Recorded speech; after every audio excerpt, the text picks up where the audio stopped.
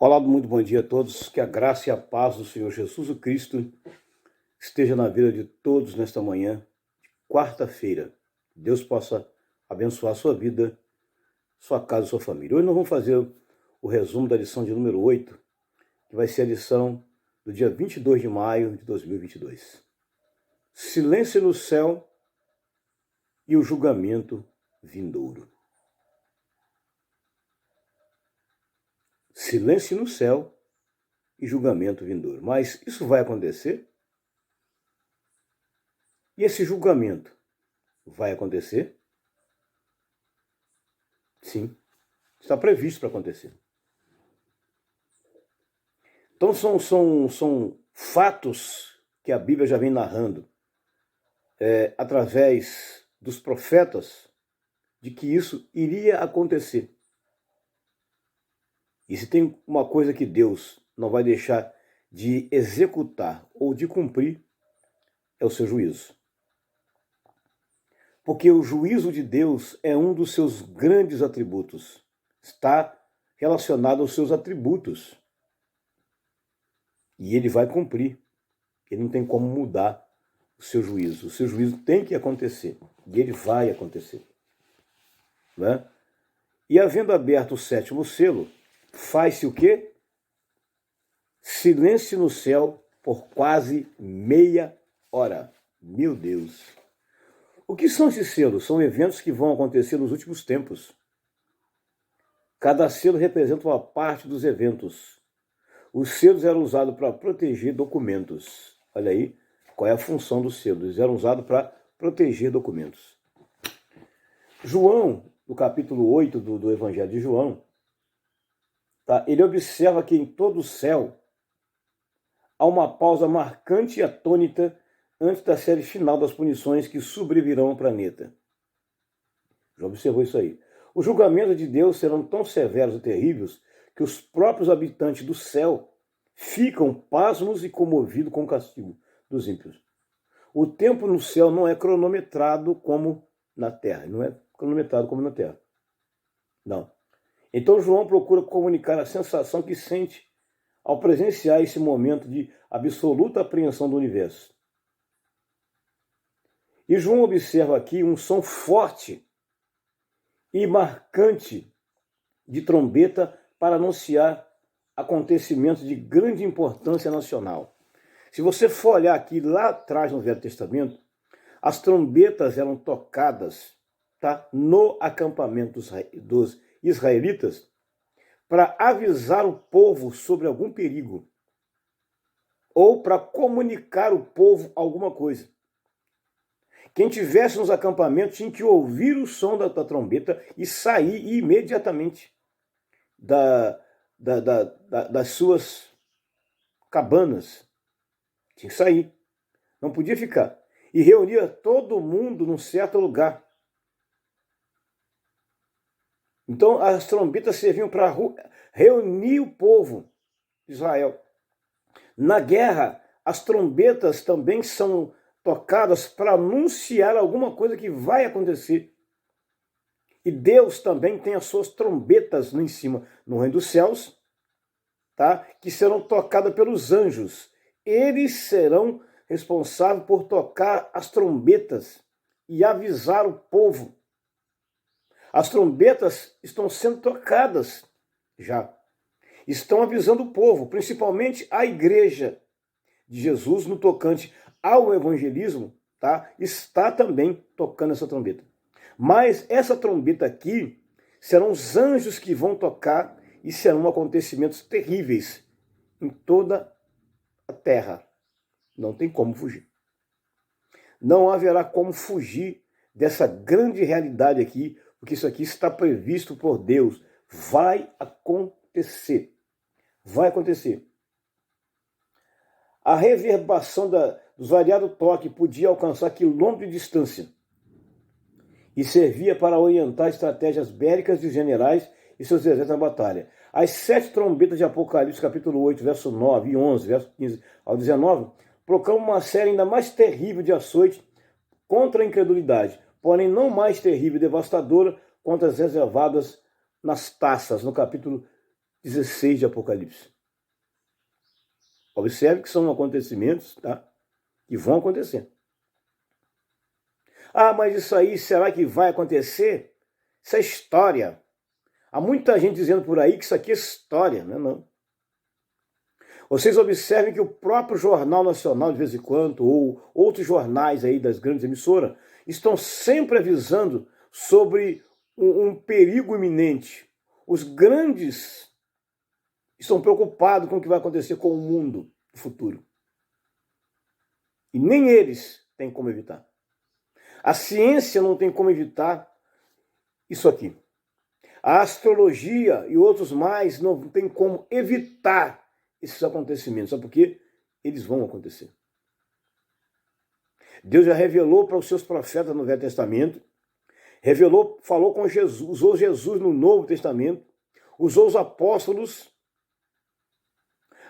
onde Deus começou a avisar sobre o juízo da terra. Tá? Na Bíblia Sagrada, a Bíblia vai dizer que Deus começou a anunciar o seu juízo na terra. Mas aonde? Após o pecado do homem, após a formação da geração que seguiu, da desobediência ao pecado, veio a geração de Noé. Deus começou a avisar sobre o juízo na terra por intermédio de Noé. Hoje Deus está avisando por intermédio da igreja. Agora ele vai vir com os seus anjos para cumprir e executar os seus juízos. Daí nós vamos ver uma grande importância da igreja. Olha aqui, a grande importância da igreja está exatamente na verdade aplicada. A certeza de que o juízo divino está prestes a vir sobre o mundo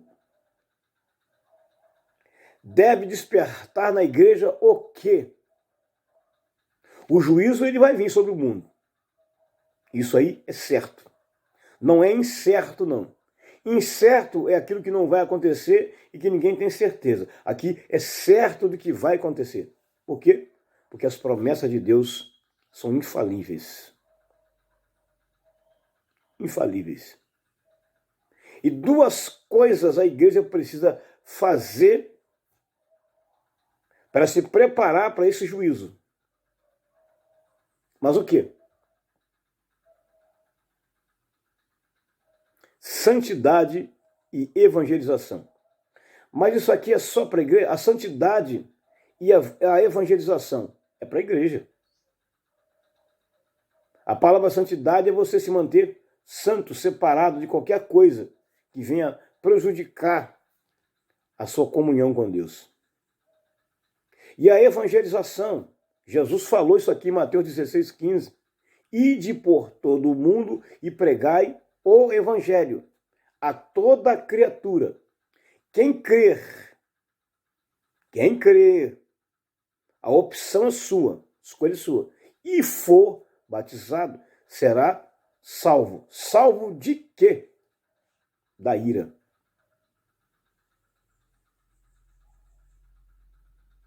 Quem acreditar no evangelho, ele está livre disso. Mas é só acreditar? Não, tem que permanecer também. Não é só dizer que aceitou Jesus para se escapar, não. Se você não permanecer, não adianta. Só levantar a mãozinha e aceitar Jesus, simplesmente só isso? Não. Tem que permanecer. Tem que andar em santidade. E o juízo dele é inevitável, não tem como. Então João, ele viu isso aqui, tá? E é grande mesmo. É grande.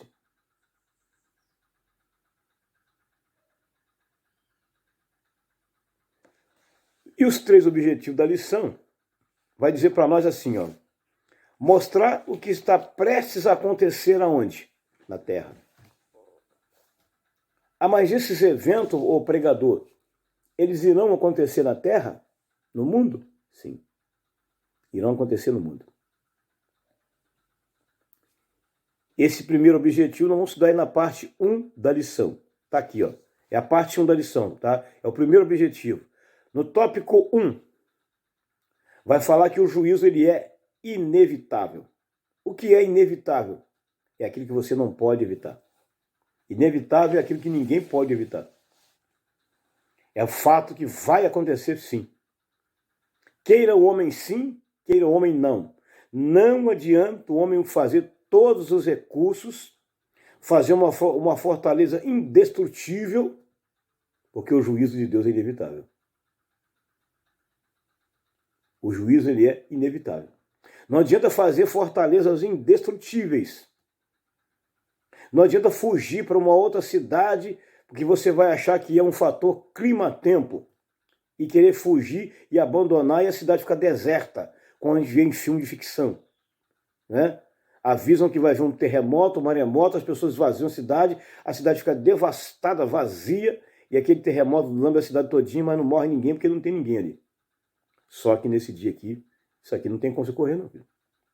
Uma coisa é ficção, e uma outra coisa é realidade.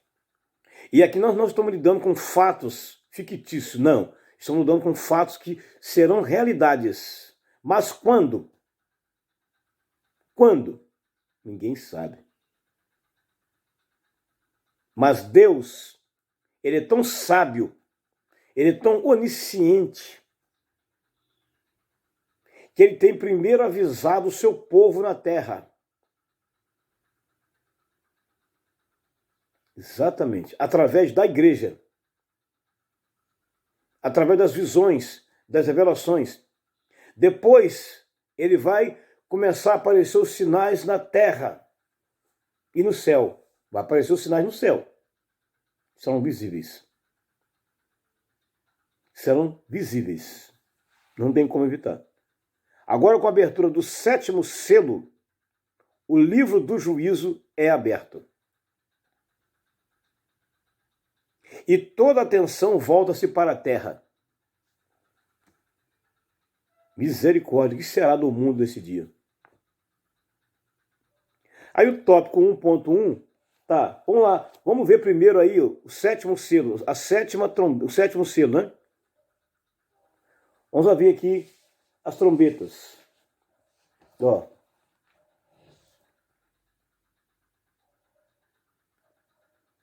Primeiro vamos ler lá Apocalipse capítulo 8, versículo 1. Ó.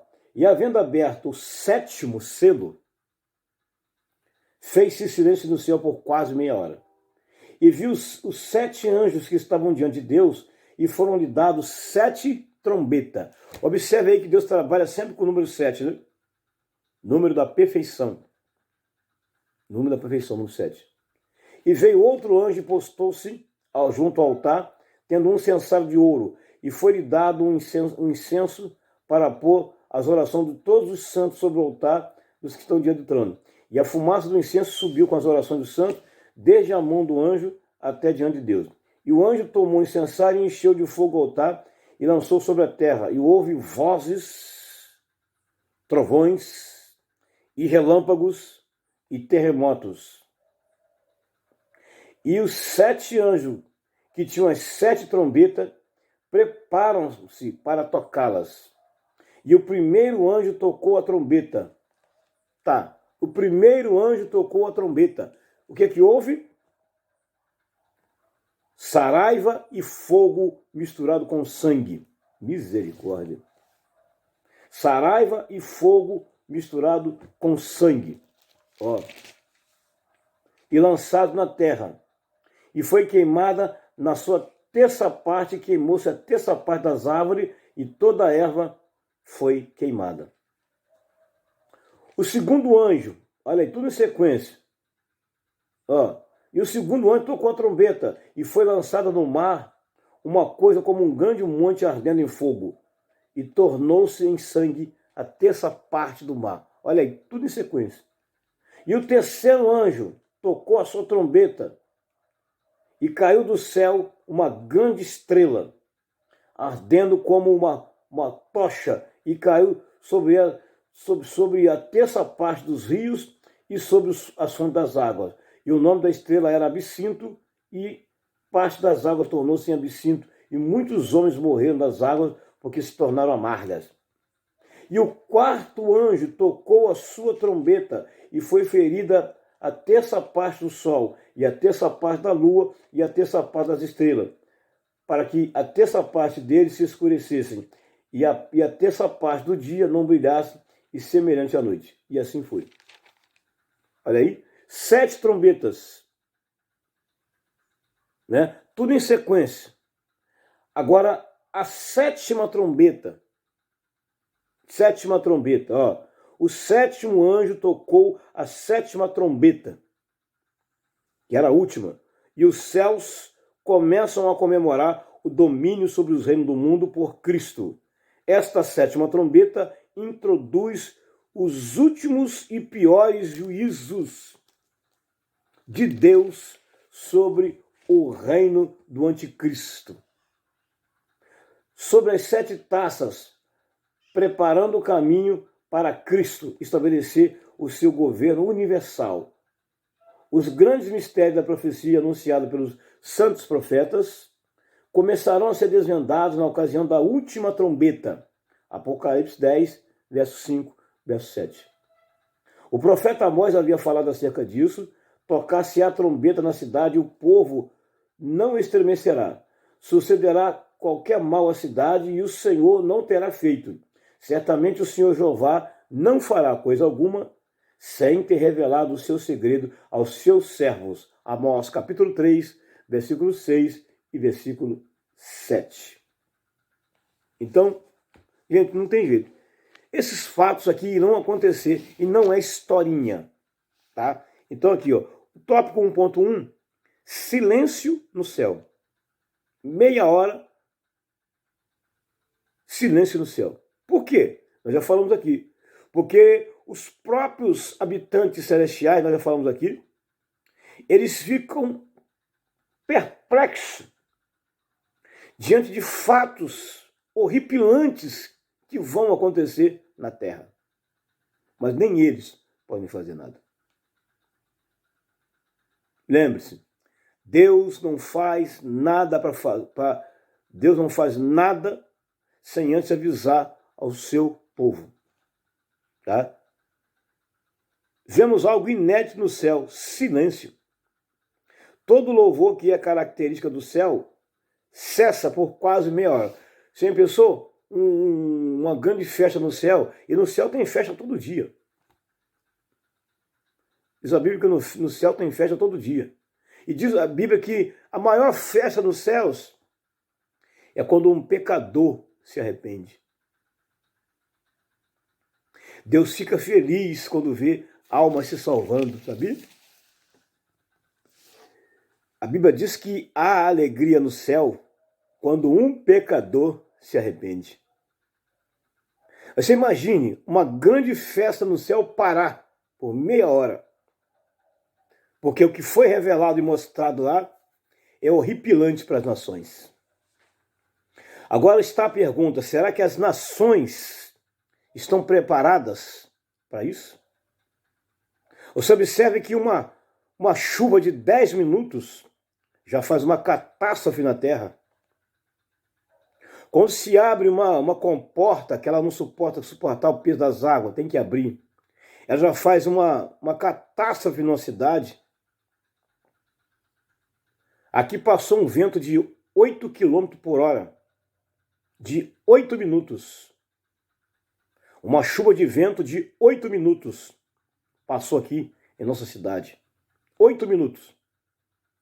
E ela veio acompanhada de um redemoinho. O pessoal filmou um redemoinho negro que invadiu a nossa cidade. 8 minutos. Com 8 minutos, ela fez uma catástrofe na cidade.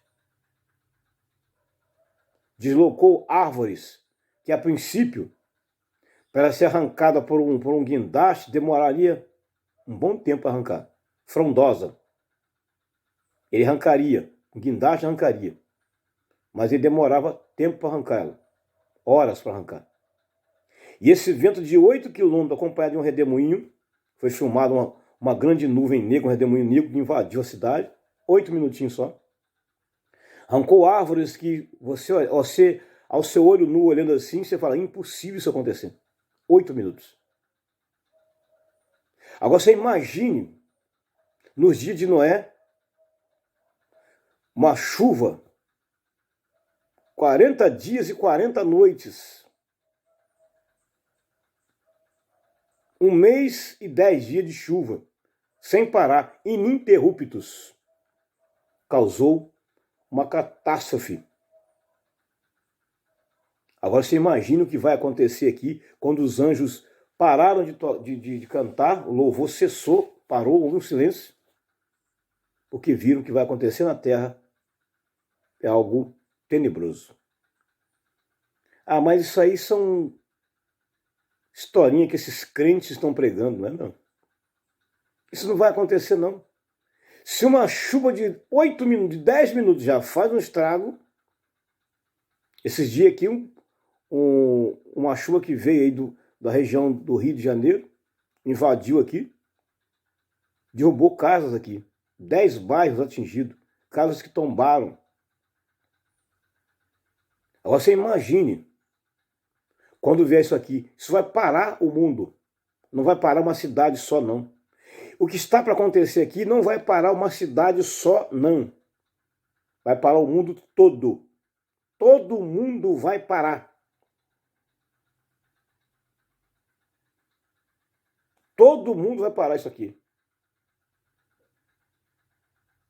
Ah, mas as pessoas, mas será que Deus não vai ter pena? Muita gente talvez vai pensar assim, ô pregador, mas será que Deus não vai ter pena da humanidade? Será que Deus é tão ruim assim de destruir? Deus está avisando. Ele é longânimo. Ele está dando tempo para as pessoas mudarem de atitude, de comportamento, se arrependerem. Para isso, ele deixou a igreja na terra, que é exatamente a verdade aplicada. Ele deixou a igreja na terra com uma missão: evangelizar. A igreja está evangelizando.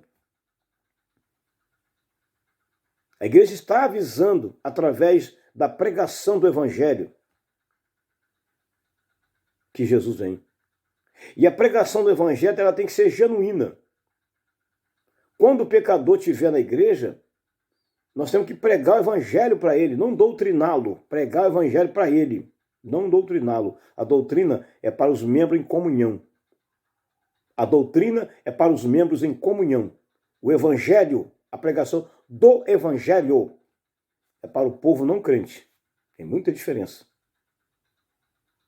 Só que estão confundindo isso aqui. Estão pregando o evangelho para crente. Para crente você não prega o evangelho, não. Você prega o evangelho para pessoas não crentes, porque eles nunca ouviram o evangelho, não são crentes. É para eles. O crente tem que receber orientação, doutrina e disciplina quando ele anda fora dos padrões. É isso que tem acontecido. Então houve silêncio. Todo louvor que é característica do céu cessa por quase meia hora. Esse silêncio não tem nada a ver com as passagens de Isaías 6:8, tá? Nada a ver com aquela passagem de Isaías. Bem diferente. Nem com a morte de Cristo na cruz, não. Também não. O silêncio aqui fala da perplexidade diante do que está por vir. Os anjos se calaram, porque ficaram perplexos com aquilo que vai vir. Não aconteceu. Vai acontecer. Você vê que até eles, seres angelicais, cessaram o louvor no céu, a cantoria, e ficaram atemorizados com aquilo que Deus vai cumprir na terra.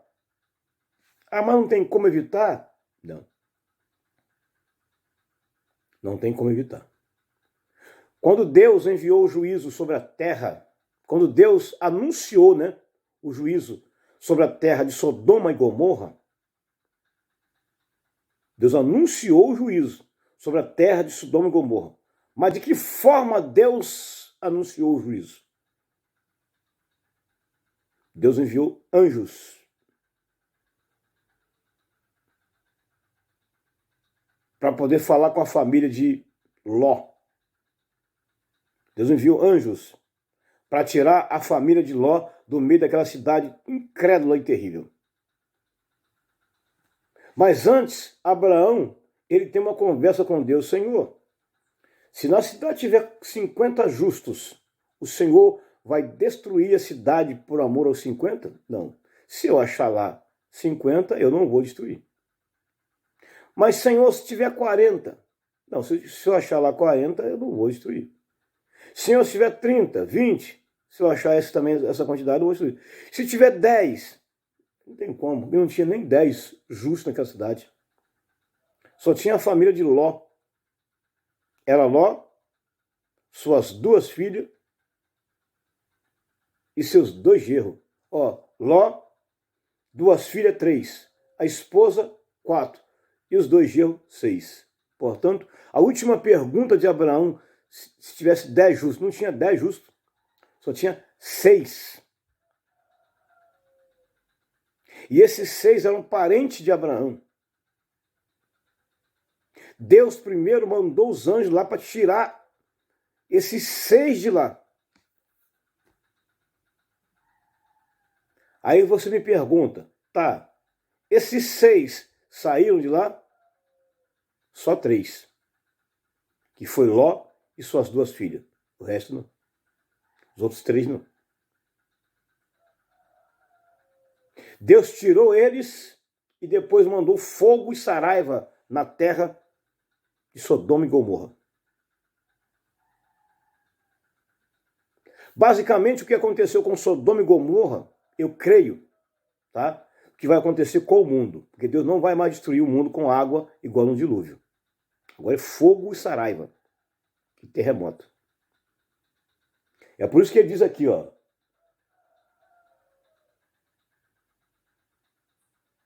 O capítulo 8 de Apocalipse, nós lemos aqui, ó.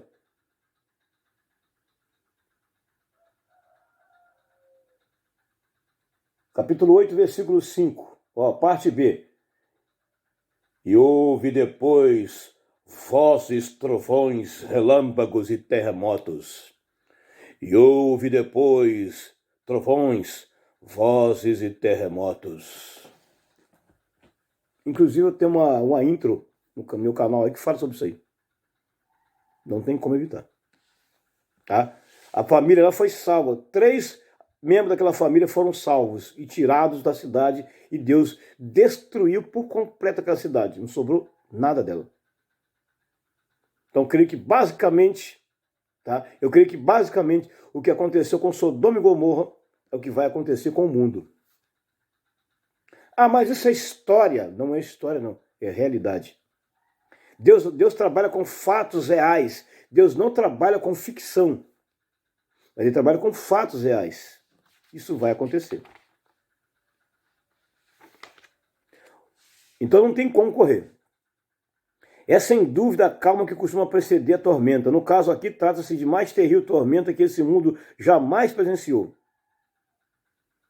Olha aqui, o comentarista Antônio Gilberto diz que isso vai acontecer, é uma cena que vai acontecer como o mundo ainda nunca viu. O que já aconteceu no mundo nesses 2000 anos aí, o que vai acontecer aqui não é tão perto. O que já aconteceu não é tão perto do que vai acontecer. O mundo tem que estar preparado para isso. Tá? O mundo tem. Desde o princípio do mundo, os fenômenos da natureza têm ocorrido dentro da escala natural. Muitos deles são previstos, detectados e até controlados pelo homem. Isso aqui eu já falei no início. Mas naquele tempo serão sobrenaturais. Numa escala nunca vista e totalmente fora de controle humano. Chegamos agora ao drama final da grande tribulação. Não é de admirar que haja silêncio por meia hora na abertura do selo. É como o céu estivesse aguardando com toda a expectativa. Esses eventos, gente, acontecerão no final da grande tribulação. Estudamos um pouco sobre aí. Agora, os juízos serão consecutivos, tópico 2. Ao estudarmos sobre o juízo divino na grande tribulação, devemos ter em mente que tudo indica que os juízos não serão paralelos. Vai ver, não vai acontecer tudo de imediato, as taças e a trombeta, não. Vemos Deus trazendo suas mensagens, uma sequência de as 7 igrejas da Ásia, o livro selado com 7 selos, o último selo abre o juízo das 7 trombetas, e as 7 trombetas termina e inicia o juízo das taças. Olha aí. Quando terminar as 7 trombetas, inicia logo em sequência as taças. É por isso que não serão consecutivos. Tá? Primeiro as 7 taças, as 7 trombetas, né, irão acontecer. Quando terminar a última trombeta, vai vir então as 7 taças. É por isso que ele fala que não serão consecutivos. Enquanto o juízo das 7 trombetas atinge parcialmente a terra, olha aí, ó, enquanto o juízo das 7 trombetas atinge parcialmente, né, total não, a terra, as trombetas atingem de forma total os elementos atingidos na terra. Misericórdia. Já pensou? 7 taças para ser derramada. Misericórdia. Acabar com o mundo. Pedro falou isso aqui. Pedro falou que os elementos ardentes da terra se fundirão. Pedro havia falado sobre isso aqui. E o comentarista Robert, ele diz assim, os capítulos seguintes, 6 e 16 de Apocalipse, apresentam 3 séries de 7 pragas em cada série. Selos, trombetas e taças. Alguns intérpretes, eles têm a sua opinião que o cumprimento das mesmas será consecutivo. Assim, as pragas das trombetas sucederão depois do ocorrido das pragas dos selos e das pragas das taças, depois das pragas das trombetas. A segunda vinda de Cristo e a batalha do Armagedão formaria o ponto culminante. Ponto 1, top 3. Ponto 3. A revelação na forma pretérito. Um detalhe nas profecias chama atenção. O fato dos juízos serem narrados no passado são juízos que os profetas no passado falou sobre eles, abordou sobre eles.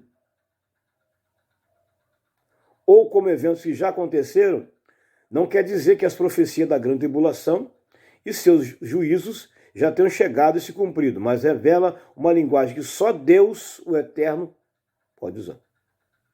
Quando nós abordamos ou falamos aqui do futuro, serão circunstâncias, ações e plano. Lidamos com hipótese ou possibilidade. Por isso, em nosso vocabulário, usamos palavras como talvez, é possível, com a ajuda de Deus. Porém, quando o Pai da eternidade fala do futuro como se já tivesse acontecido, revela que está por vir. Acontecerá inevitavelmente e irrevogável. Futuro do pretérito, o futuro do presente.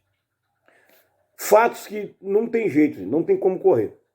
O homem pode correr de tudo, escapar de tudo, ileso muitas das vezes. Mas do juízo aqui ninguém vai escapar ileso. Nem esse, nem aquele. Não tem como correr. O único que pode falar do futuro é Deus. O homem prevê. Deus não. Deus sabe o que vai acontecer. O homem apenas prevê. Deus sabe o que vai acontecer, porque ele já escreveu o que vai acontecer. Deus já escreveu o que vai acontecer. O homem apenas prevê, previne. É bem diferente. Tá? O tópico 2 da lição, resumo dela, é exatamente o segundo objetivo da lição. Né? O segundo objetivo. Entender que os acontecimentos se darão. Entender que os acontecimentos se darão. É o tópico 2. O juízo de Deus, no tópico 2, sobre a natureza. Mas será que Deus vai acabar com essas árvores tão bonitas, estão por aí, frondosas, cheias de fruto? Será que Deus não vai ter pena nem da natureza? Aí vai ter gente com certeza que nesse dia vai querer xingar até Deus, eu creio. Parece que eu estou vendo isso acontecer lá na frente. Pessoas que quando esse fato começar a acontecer, mas será que Deus é tão ruim assim de punir a natureza? O que a natureza tem a ver com isso? Quando o homem pecou, lá no Jardim do Éden, Adão, infelizmente até a natureza foi afetada. Queira ou não queira, a natureza foi afetada. A desobediência e o pecado de Adão e Eva afetou tudo, inclusive a natureza. Até a natureza está sofrendo. Se você for observar por aí, uma sequidão terrível, árvores morrendo, tudo foi afetado com o pecado do homem, a desobediência do primeiro homem, tudo, a natureza. Aqui, e vai cumprir o seu juízo na natureza também. Infelizmente. As primeiras trombetas são tocadas e anunciam o juízo divino, que atingirão elementos da natureza. 2 detalhes a ser observados. O que ocorrerá é resultado da irresponsabilidade ou mau uso dos recursos naturais pelo homem. Salomão falou isso aqui. Que aquilo, tudo que o homem faz, ele mesmo destrói ele mesmo e tudo em redor. Então, infelizmente, Deus tem que cumprir. Porque o próprio homem é responsável por muita coisa na natureza. Se você for observar aí, tudo que é criado pelo homem hoje está destruindo a própria natureza. Uma natureza bonita que o próprio Deus fez. Quando Deus fez tudo, ele falou: bom, bom, bom. Mas, infelizmente, o homem criou invenções que ele é o mesmo culpado por algumas coisas na Terra. Então, Deus tem que executar o seu juízo. Deus não vai mudar o seu juízo pela bondade de ninguém. Deus já deu oportunidade até demais para as pessoas. Só que muitos não querem a oportunidade de Deus. Não querem.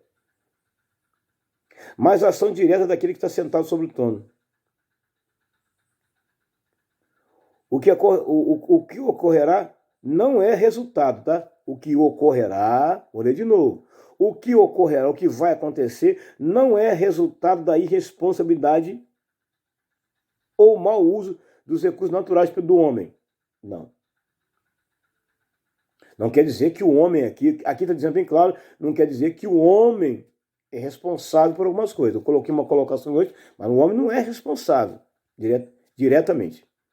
Deus tem que cumprir o seu juízo. Infelizmente. Assim como foram literais os flagelos no Egito, no tempo do Êxodo, assim serão na grande tribulação. Observe que o que vai acontecer também no mundo, gente, é aquele retrato que você viu lá nos 10 mandamentos de Moisés, lá. Aquele filme dos 10 mandamentos lá. Aquelas pragas que aconteceram lá. Exatamente aquilo lá. Você viu lá. Deus, infelizmente, tem que executar o seu juízo. E a natureza vai sofrer também. A terra e a natureza vai sofrer com isso também. Infelizmente. Tópico 2.1. 1/3 de toda a vegetação. Misericórdia. É o primeiro anjo que tocou a sua trombeta e houve saraiva e fogo misturado com sangue. E foi lançado na terra, que foi queimada a sua terça parte. Queimou-se a terça parte das árvores. E toda a erva verde foi queimada. Apocalipse 8:7. A terça parte de toda a vegetação da terra será destruída. Todo ecossistema, toda a biodiversidade será abalada nesse tempo. É impossível supor que será esse juízo sobre a terra, sendo que nada igual aconteceu ao mundo até hoje. Misericórdia.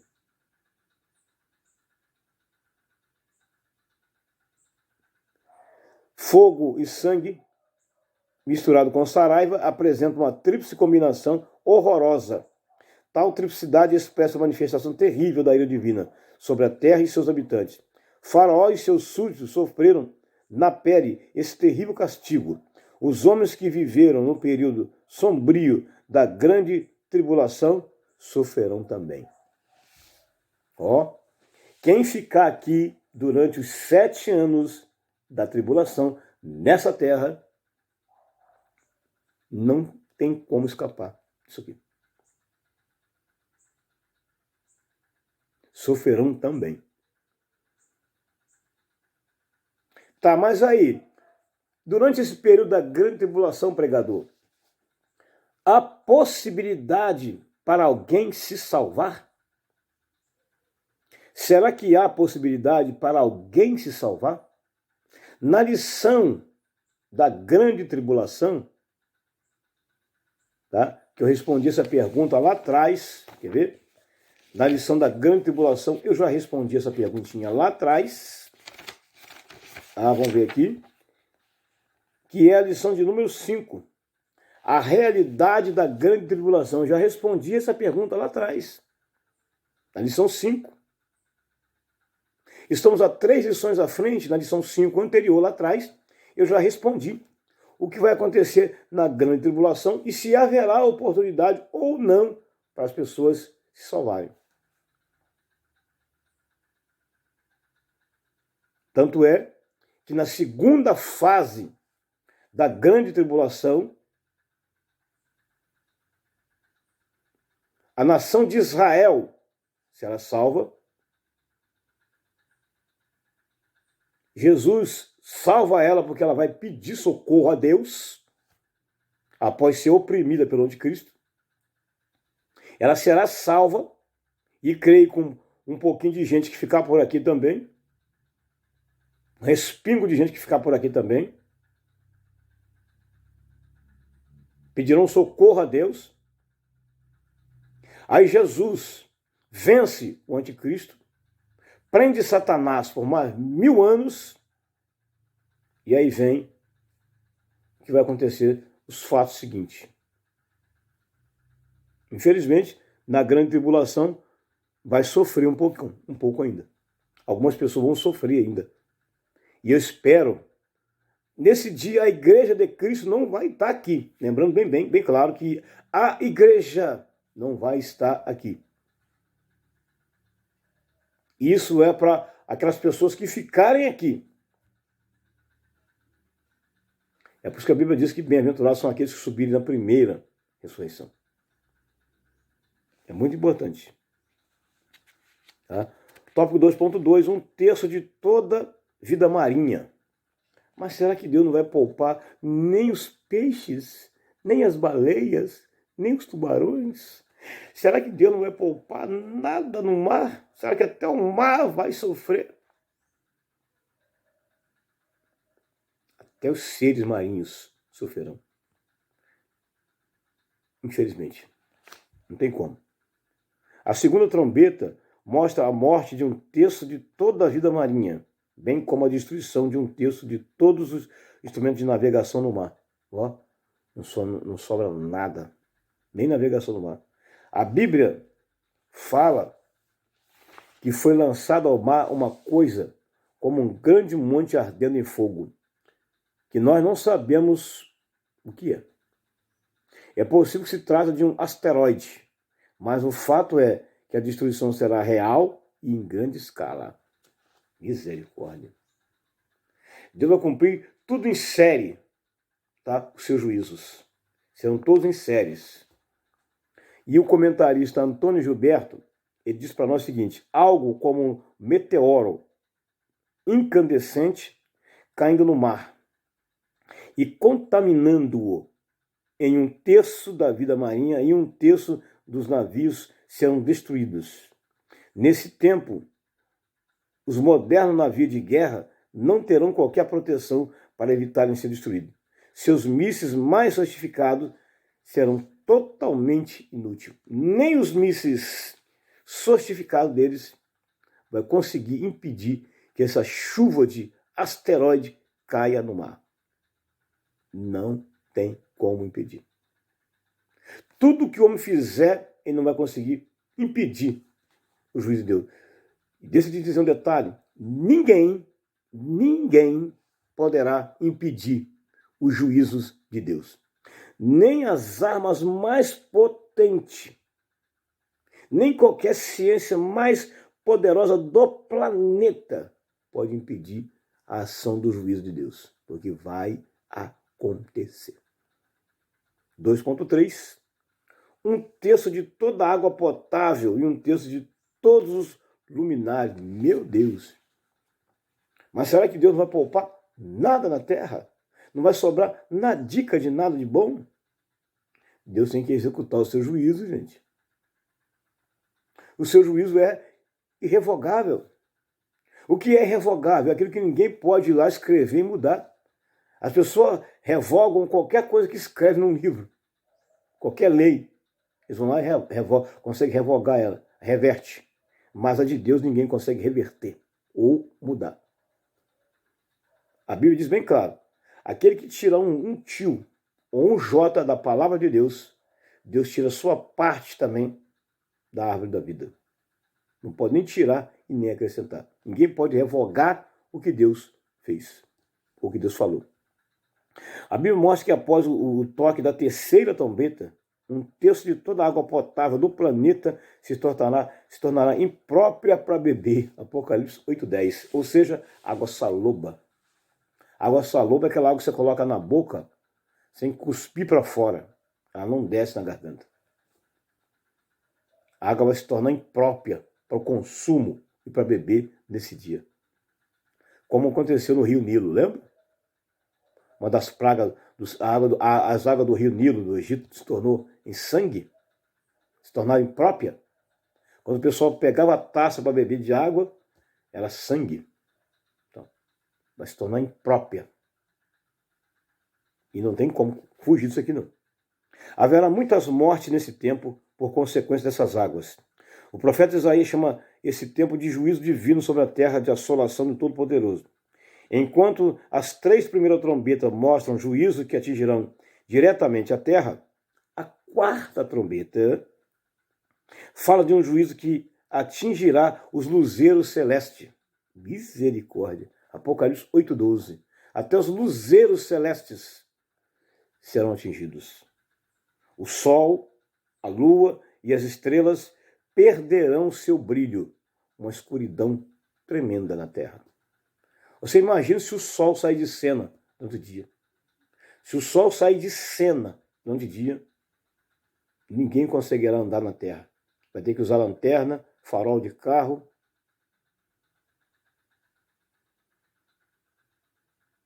Bateria do celular vai embora. Será uma treva total. Que as pessoas... A Bíblia diz que os homens serão angustiados e andarão como cegos. Vai ser um dia tão tenebroso que não vai ter como se deslocar na terra. Então, vai ser como se fosse um apagão geral. Só que não vai ser um apagão que vai atingir uma cidade só, não. Um apagão que vai atingir o mundo todo. Sol, a lua e as estrelas perderão seu brilho, ou seja, não vai clarear. O maior luzeiro do dia é o sol, da noite é a lua. E não vão brilhar nesse dia. Nem as estrelas. Uma escuridão terrível, como se fosse um eclipse que fechou o sol e a lua ao mesmo tempo.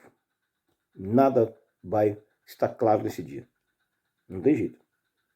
O mundo está acostumado a ver catástrofes climáticas em larga escala nas produções cinematográficas. Né? Você vê alguns filmes aí que parecem até realidade. Só que o evento aqui não é ficção. Já falei logo no início lá. Vai acontecer. Stanley Orton também fala, a palavra grega para estrela pode ser traduzida por planeta, meteoro ou outro corpo celestial. Nada nessa passagem, porém, indica que devemos optar por uma interpretação espiritual, pois o versículo em apreço é claro ao falar de um corpo possivelmente meteoro, que entrando na atmosfera terrestre, inflama-se e pega fogo, pela fricção, como no ar. Severino Pedro Silva diz no livro do Apocalipse: os luzeiros celestes serão envolvidos nesse juízo contra os homens. Seja como for, um ensinamento se destaca com clareza: o universo inteiro está debaixo de um controle do governo divino. Todo esse universo aqui, desse primeiro céu que a gente vê aqui, está nas mãos do Todo-Poderoso. Portanto, nós estamos na mão do Todo-Poderoso. Nós não estamos na mão dos poderosos dessa terra, não. Estamos na mão do poderoso acima, que está sentado no trono. E de lá só está esperando o momento certo de dar ordem aos seus anjos. A hora que Deus der ordem aos seus anjos e falar, basta, e é agora. Basta e é agora. Dará ordem aos seus anjos. E eles entrarão em ação imediatamente.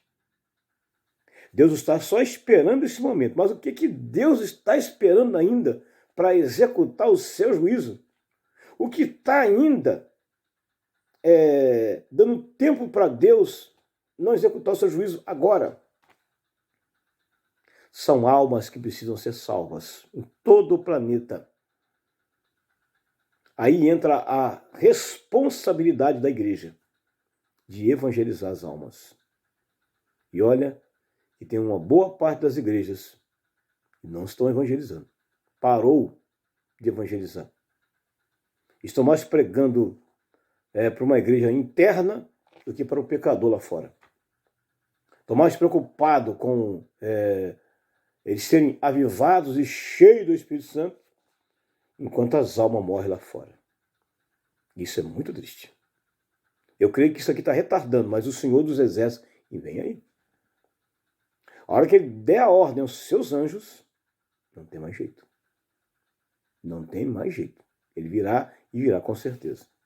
O último tópico, que é exatamente o terceiro objetivo dessa lição, despertar para orar e ganhar almas para Cristo. Isso aqui eu vou resumir de uma forma geral.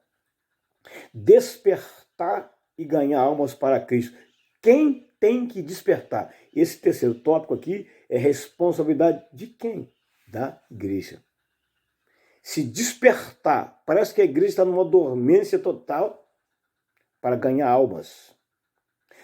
Volto a dizer, a igreja está mais preocupada com parte financeira, com avivamentos, enquanto o pecador morre lá fora.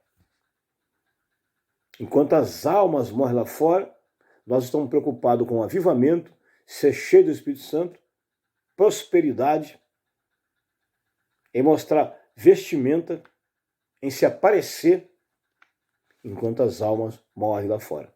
O pecador lá fora está morrendo. Culpa da igreja. A igreja precisa se despertar. Então essa terceira parte está falando de uma forma objetiva e direta para a igreja. Agora é com a igreja. Esse tópico 3 está falando agora com a igreja.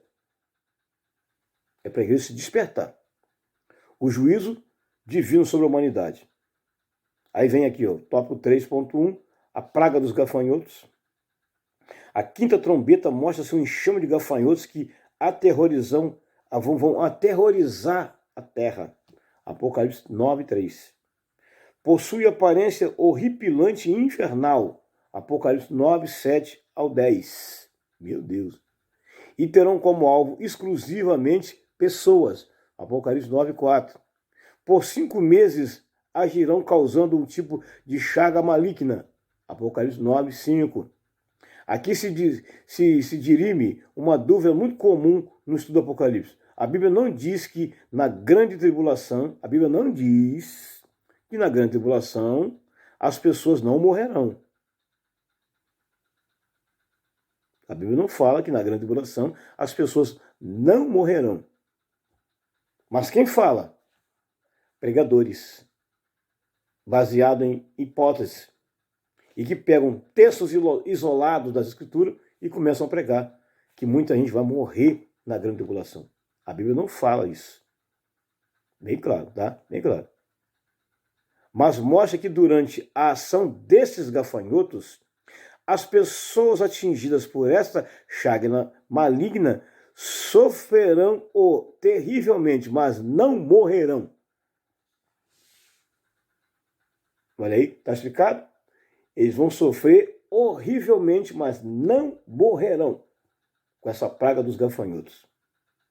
Antônio Gilberto, que é um outro comentarista, ele diz assim, ó, gafanhotos gigantes infernais. É um tipo de seres infernais, um tipo de demônios. Agente de Satanás. São fatos literais, os aqui descritos. Basta ler com atenção os versículos 4 verso 10. Tudo acontece na terra com os homens. Quanto ao termo escorpiões, comparar com Lucas 10:19, onde Jesus falou que nos deu o poder, vai falar de demônios. Então é uma ação demoníaca que vai atingir de uma forma forte aqui esse período da grande tribulação aí, nessa praga dos gafanhotos. O 3.2, 1/3 da população mundial. Essa trombeta anuncia um juízo terrível que virá sobre a humanidade. E foram soltos 4 anjos que estavam preparados para a hora, dia e mês e ano, a fim de matarem a 1/3 parte dos homens. Esses anjos aqui, que foram soltos, tá? São anjos que compõem aquela 1/3 parte de anjos que foram expulsos. E eles estão presos lá embaixo no inferno. Tá? Vamos ver aqui, Apocalipse 9:15. São demônios. Não são anjos celestiais, não, tá? Foram soltos. Se foram soltos, é porque estavam presos. Certo? Se foram soltos, é porque estavam presos. E quem está preso? Exatamente quando houve uma rebelião no céu, quando Satanás, com a sua influência maligna, influenciou uma terça parte dos anjos, eles foram expulsos. E a Bíblia diz que lá embaixo no inferno tem demônios que não foram soltos ainda. São anjos caídos, que se tornaram demônios, estão presos lá embaixo no inferno. Diz a Bíblia que serão soltos no período da grande tribulação para atormentar a terra. Se prepare, igreja de Jesus. Não brinque de ser santo. Não brinque de ser crente. Tá? Apocalipse capítulo 9, versículo 15. Olha aqui, ó. Lê aqui na minha Bíblia aqui. E foram soltos os 4 anjos que estavam preparados para a hora, dia, mês e ano, a fim de matarem a terça parte dos homens. E o número dos exércitos dos cavaleiros era de 200 milhões. E eu ouvi o número deles. E vi os cavalos nessa visão.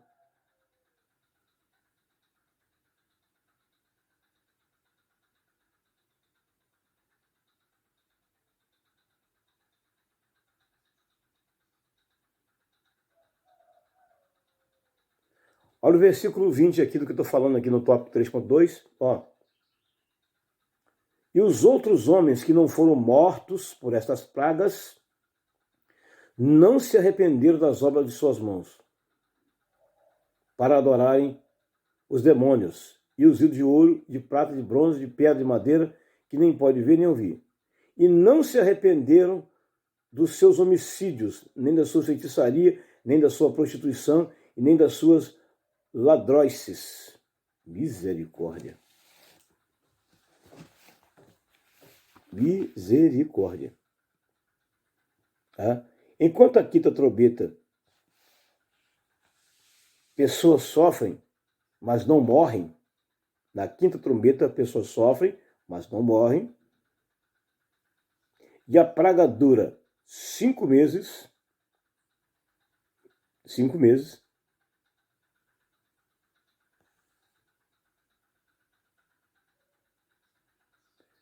Aproximadamente 180 dias. Tá? Nesta agora, apenas um momento, uma data marcada e um momento exato, mais de 2 bilhões de pessoas morrerão.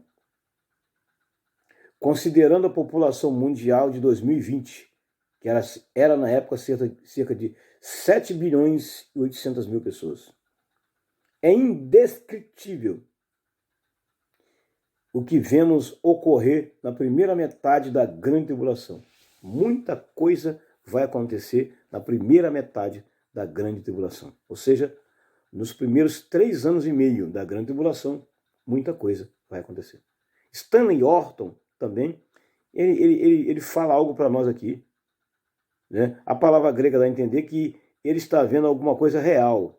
Opinam alguns que a descrição das ordens demoníacas deve ser vista como sendo altamente figurativas e simbólica. Entretanto, sempre que símbolos são usados no Apocalipse, tem como finalidade representar alguma coisa ou pessoa, real ou verdadeira. O que João viu é real e a destruição que os exércitos trarão sobre a terra mais que real. Última parte, 3.3, a oração dos santos.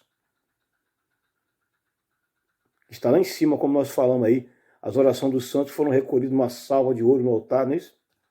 Antes do juízo das 7 trombetas acontecerem, Deus nos mostra as orações dos santos chegando como incenso diante de Deus. Apocalipse 8, versículo 3 ao 4. Antes da destruição de Sodoma e Gomorra, encontramos o patriarca Abraão junto a Deus intercedendo pela cidade. Falei isso aqui também no início da lição. Né? E para livrar Jó, Gênesis 19. Diante da revelação que recebemos de tudo que está prestes a acontecer, precisamos orar. O que nós temos que fazer nesse exato momento? É simplesmente orar. para que ninguém de nossa família, de nossa casa, fique aí sofrendo nessa terra. Mas que eles sejam salvos. Nós devemos preocupar-se com a salvação da nossa família.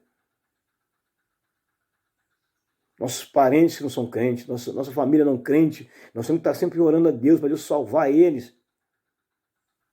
Evangelizar a nossa família que não são crentes. Você é obreiro na sua casa, mas evangeliza a sua família. Para que a sua família não participe desses horrores que vão acontecer na terra. Para que a sua família seja salva junto com você. Você deve evangelizar a sua família que não é crente. E os que são crentes, você deve aconselhá-los a viver em santidade. E esse é o seu papel. Esse é o meu papel. Tá? Mas que Deus nos abençoe nessa lição. Tá? Não se esqueça de se inscrever no canal, deixar o seu like. Tá? Deus te abençoe, vencedor e vencedora, em nome de Jesus. Amém? Fique com Deus e até a próxima lição.